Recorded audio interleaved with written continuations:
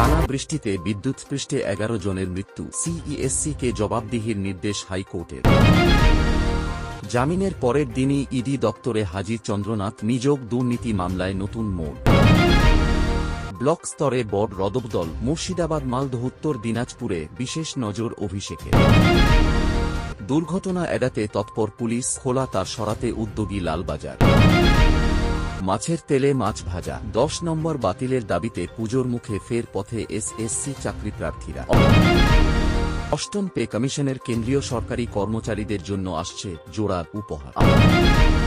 আনোয়ার শাহ রোডে হোটেলে ভয়াবহ আগুন, দাউ দাউ করে জ্বলছে ভবন।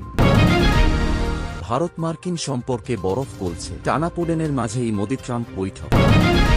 পুজোর মুখে বাজিমাত, জি বাংলার টিআরপি তালিকায় টানা চমক। পাকিস্তানকে পাত্তা না দিয়ে ভারতের ফাইনাল নিশ্চিত, এবার লজ্জার কথা বললেন শাহিন আফ্রিদি।